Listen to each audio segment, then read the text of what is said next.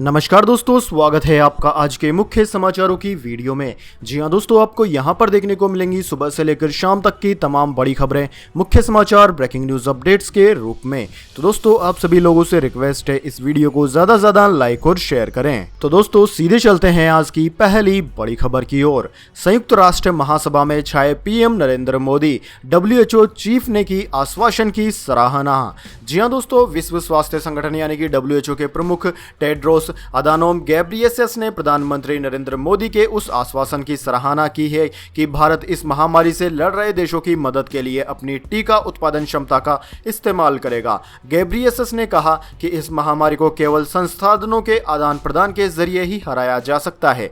प्रधानमंत्री मोदी ने संयुक्त राष्ट्र महासभा के 75वें सत्र में अपने संबोधन में कहा कि टीका उत्पादन के मामले में भारत सबसे बड़ा देश होने के नाते मैं आज विश्व समुदाय को एक और आश्वासन देता हूं। भारत की टीका उत्पादन और आपूर्ति की क्षमता का इस्तेमाल इस संकट से लड़ाई में पूरी मानवता की मदद के लिए किया जाएगा। दोस्तों, विश्व स्वास्थ्य संगठन के प्रमुख ने ट्वीट किया कि एकजुटता की प्रतिबद्धता दिखाने के लिए प्रधानमंत्री नरेंद्र मोदी आपका शुक्रिया। मिलजुल कर अपनी ताकतों और संसाधनों के आदान प्रदान के जरिए ही इस महामारी को हराया जा सकता है। इसके बाद दोस्तों, अगली बड़ी खबर। सरकारी बैंकों को तीसरी तिमाही में 20,000 करोड़ रुपए दे सकती है सरकार। जी हां दोस्तों, वित्त मंत्रालय चालू वित्त वर्ष की तीसरी तिमाही में सार्वजनिक क्षेत्र के बैंकों को पूंजी समर्थन उपलब्ध करा सकता है। संसद के हाल ही में समाप्त सत्र में सार्वजनिक क्षेत्र के बैंकों के लिए 20,000 करोड़ रुपए के कोष को मंजूरी दे दी गई है। संसद ने 2020-21 के लिए अनुदान की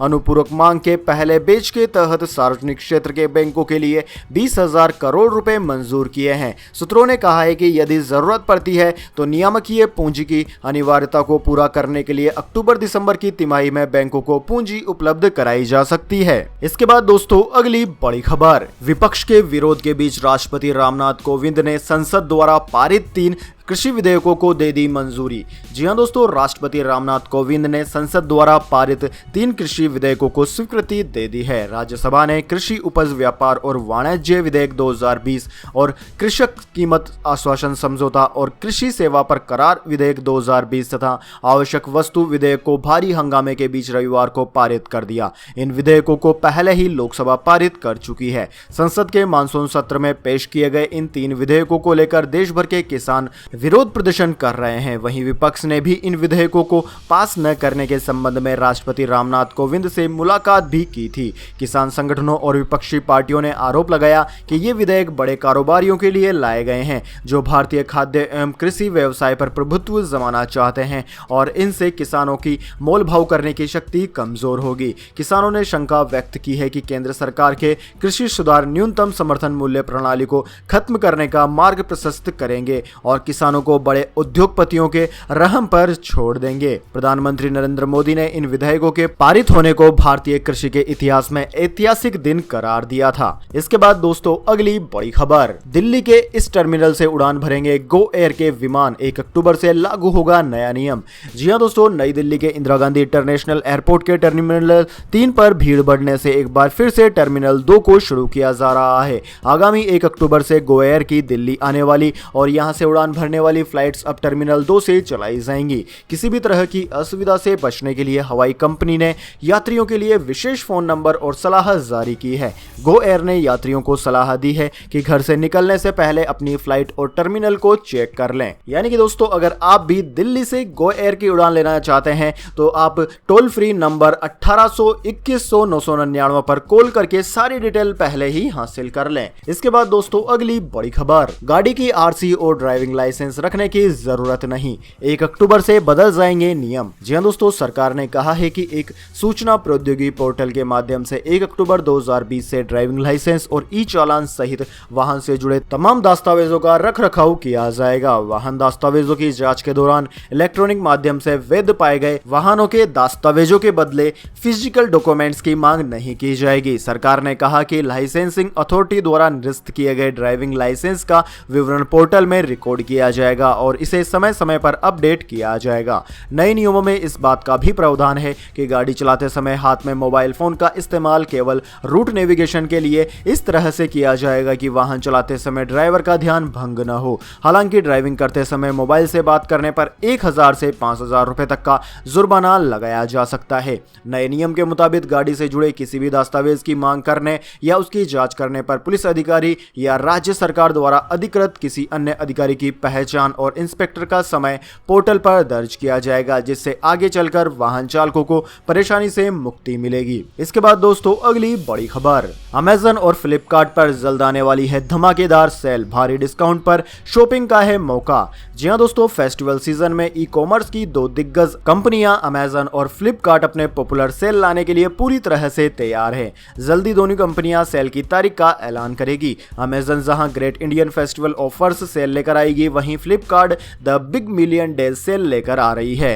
दोस्तों, कस्टमर्स के लिए ऑनलाइन शॉपिंग का शानदार एक्सपीरियंस होने वाला है। अमेजन प्राइम और फ्लिपकार्ट के प्लस मेंबर्स को खास सुविधा भी मिलने वाली है। Amazon home and kitchen items पर 60% तक, क्लोथिंग और एक्सेसरीज पर 70% तक, फूड और गारमेंट्स पर 50% तक और इलेक्ट्रॉनिक और एक्सेसरीज पर 70% तक का डिस्काउंट मिलेगा। फ्लिपकार्ट पर टीवी एंड अप्लायंसेस और इलेक्ट्रॉनिक एंड एक्सेसरीज पर 80% तक का ऑफर मिलेगा। इसके अलावा कई शानदार डील्स होंगी। इसके बाद दोस्तों अगली बड़ी खबर, बिहार असेंबली इलेक्शन, गुप्तेश्वर पांडे बोले मुझे राजनीति नहीं आती, पार्टी कहेगी तो लड़ूंगा चुनाव। जी हां दोस्तों, बिहार के पूर्व डीजीपी गुप्तेश्वर पांडे जदयू में शामिल हो गए हैं। पार्टी की सदस्यता लेने से पहले ही उनके चुनाव लड़ने के कयास लगाए जा रहे हैं, लेकिन पांडे ने ऐसी किसी बात से इनकार कर दिया है। आज शाम मुख्यमंत्री आवास में जेडीयू की सदस्यता लेने के बाद मीडिया से बातचीत में उन्होंने कहा कि मुझे राजनीति नहीं आती, पार्टी जो काम देगी मैं उस काम को करूंगा, अगर पार्टी कहेगी तो मैं चुनाव भी लड़ूंगा।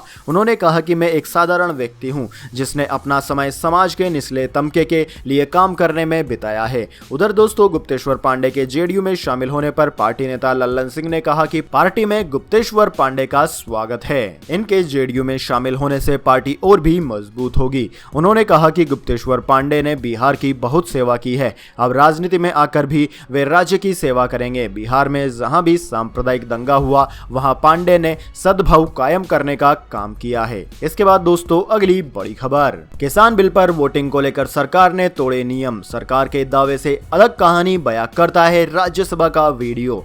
जी हां दोस्तों, राज्यसभा में 20 सितंबर को कृषि विधेयकों को पारित किया गया था। बिल ध्वनि मत से पारित किया गया। वहीं दोस्तों एनडीटीवी को मिला फुटेज में बिलों के पारित होने के समय सदन की कार्यवाही के दौरान नियमों का पालन करने को लेकर सरकार के बयान पर सवाल खड़े हो रहे हैं। दरअसल दोस्तों, राज्यसभा नियमावली के नियम 37 के अनुसार सभापति सदन की कार्यवाही की समय सीमा में बदलाव सबकी सहमति से सेंस ऑफ द हाउस लेकर ही कर सकते हैं। कृषि बिलों पर चर्चा के दौरान विपक्ष के नेता ने यह सवाल उठाया था, लेकिन सभापति ने उसे नहीं माना। विपक्ष का दूसरा ऐतराज है कि नियम 252(4) के तहत किसी भी प्रस्ताव या फिर बिल पर विभाजन की मांग की जाती है तो उसे सभापति को मानना चाहिए। विपक्षी दलों का आरोप है कि सांसद सभापति से यह मांग करते रहे, लेकिन उन्होंने इसे स्वीकार नहीं किया। वहीं दोस्तों, विपक्ष का तीसरा ऐतराज है कि कोई भी सदस्य बिल को सेलेक्ट कमेटी के पास भेजने का प्रस्ताव रख सकता है, लेकिन बिल को सेलेक्ट कमेटी के पास भेजने के प्रस्ताव पर वोटिंग ही नहीं कराई गई, और ऐसा वीडियोस में आप साफ देख सकते हैं। इसके बाद दोस्तों जान लेते हैं पूरी दुनिया और भारत में क्या है इस महामारी की स्थिति।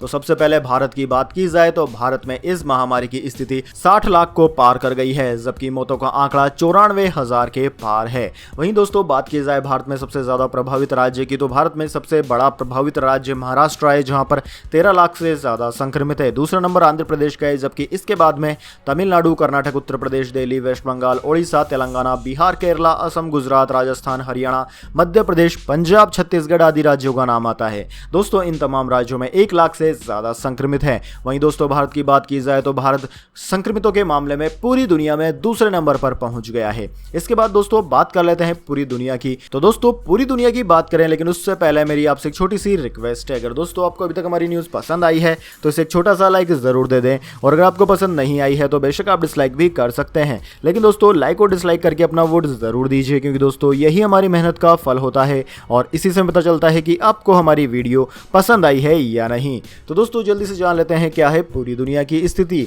तो दोस्तों पूरी दुनिया की बात की जाए तो पूरी दुनिया में इस वक्त तक इस महामारी के संक्रमितों का आंकड़ा 3,28,00,000 को पार कर गया है, जबकि मौतों का आंकड़ा 9,95,000 के करीब पहुंच गया है। दुनिया में सबसे ज्यादा प्रभावित राज्य अमेरिका है, जहां पर 71 लाख से ज्यादा संक्रमित है। दूसरा नंबर भारत का है, जबकि तीसरा नंबर ब्राजील का है। इसके बाद में Russia, Colombia, Peru, Mexico, Spain, Argentina, South Africa, France, Chile, Iran आदि देशों का नाम आता है। इसके बाद दोस्तों अगली बड़ी खबर, तेजस्वी यादव का दावा, आरजेडी सत्ता में आई तो 10 लाख युवाओं को देंगे सरकारी नौकरी। जी हां दोस्तों, बिहार के पूर्व उप मुख्यमंत्री और राष्ट्रीय जनता दल यानी कि राजद के नेता तेजस्वी यादव ने रविवार को मुख्यमंत्री नीतीश कुमार सरकार को बेरोजगारी के मुद्दे पर घेरते हुए वादा किया कि अगर बिहार के लोग उनकी पार्टी को मौका देते हैं तब सरकार बनने के 2 महीने के अंदर 10 लाख लोगों को सरकारी नौकरी दी जाएगी। पटना में राजद प्रदेश कार्यालय में एक संवाददाता सम्मेलन को संबोधित करते हुए तेजस्वी यादव ने कहा कि हमारी सरकार बनी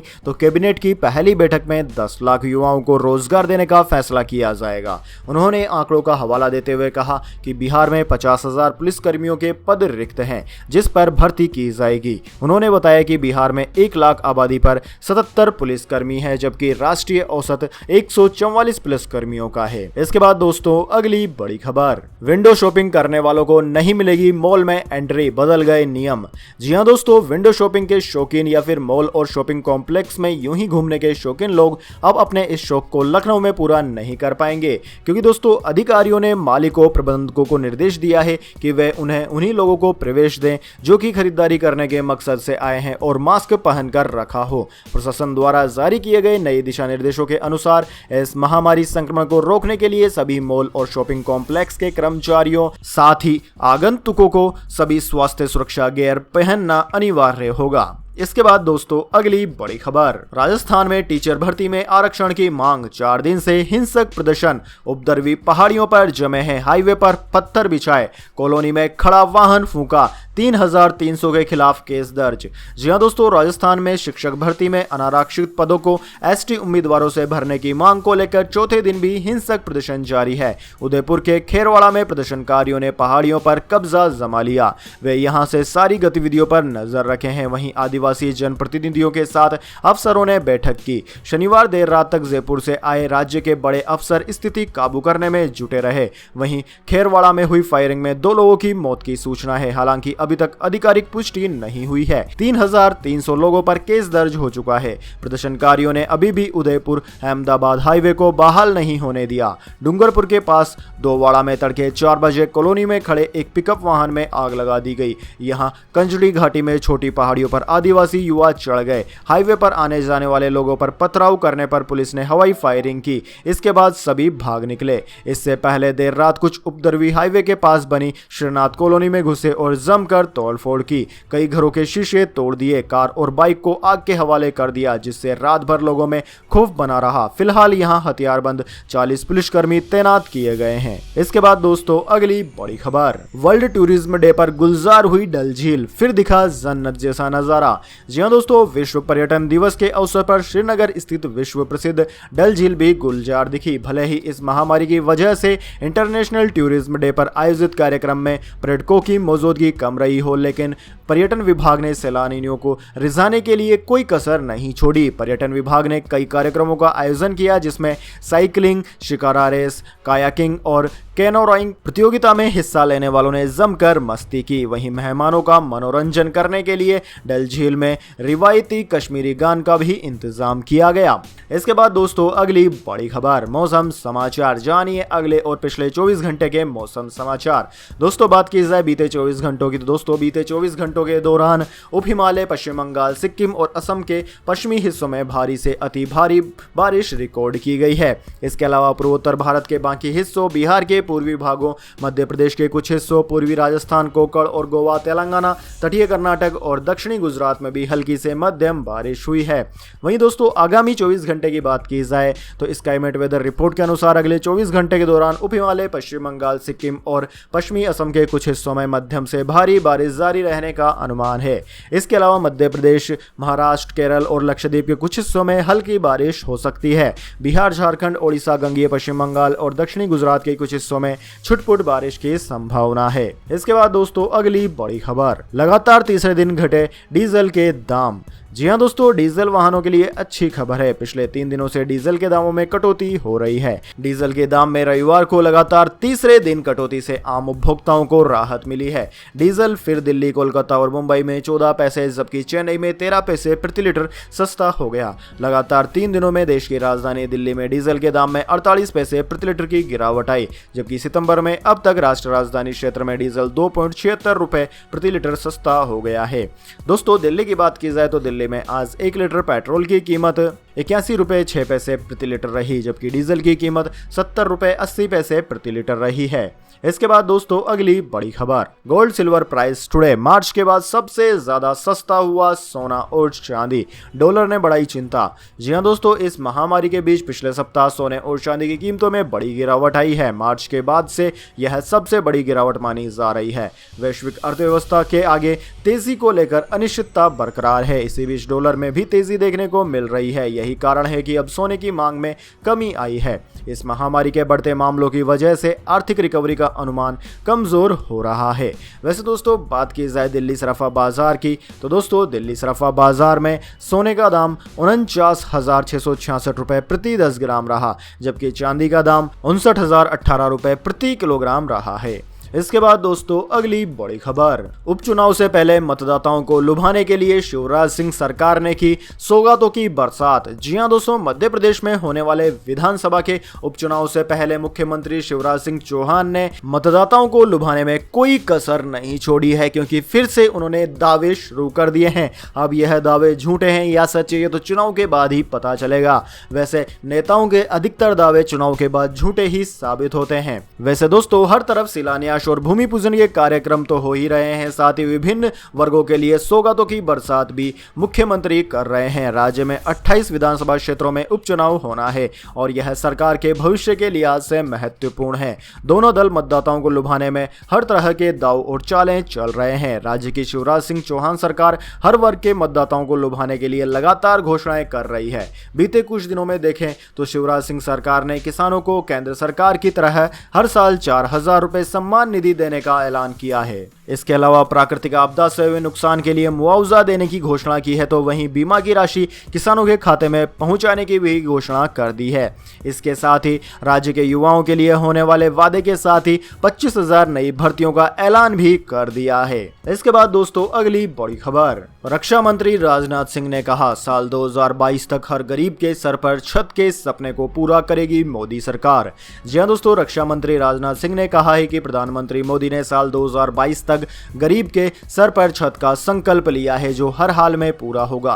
राजनाथ सिंह ने कहा कि भारत की आजादी के 75वें साल में हर गरीब परिवार के पास अपना घर होगा। इसकी कल्पना पंडित दीनदयाल उपाध्याय ने 1960 के दशक में की थी। राजनाथ सिंह ने ट्विटर पर लिखा कि अब हमारे प्रधानमंत्री ने साल 2022 तक हर गरीब के लिए घर का संकल्प लिया है। उस साल पूरा देश आजादी की 75वीं वर्षगांठ मना रहा होगा और हर गरीब अपने घर में होगा। इस देश ने लंबे समय तक आर्थिक तरक्की का इंतजार किया है। यही तो पंडित दीनदयाल उपाध्याय भी चाहते थे। तो दोस्तों यह थी आज की तमाम बड़ी खबरें। इसके बाद दोस्तों बारी आती है आज के माइंड क्विज क्वेश्चन की। जी हां दोस्तों, एक आसान से सवाल का जवाब देकर आप जीत सकते हैं एक अमेजिंग सरप्राइज गिफ्ट हमारे यूट्यूब चैनल की ओर से। तो दोस्तों आज का सवाल आपकी स्क्रीन पर आ चुका है। आजाद भारत के पहले गृह मंत्री कौन थे? जी हां दोस्तों, अगर आप जानते हैं भारत के पहले गृह मंत्री का नाम, तो जल्दी से उनका नाम कमेंट बॉक्स में लिख दीजिए। अगर दोस्तों आपका जवाब होता है एकदम सही और आप चुन ले जाते हैं लक्की विजेता के रूप में, तो आपको मिल सकता है एक अमेजिंग सरप्राइज गिफ्ट हमारे यूट्यूब चैनल की ओर से। तो दोस्तों जल्दी से अपना उत्तर कमेंट बॉक्स में लिख दीजिए, वीडियो को लाइक कर लीजिए और चैनल को सब्सक्राइब करके बेल आइकन भी दबा लीजिए। धन्यवाद। वंदे मातरम। जय हिंद, जय भारत।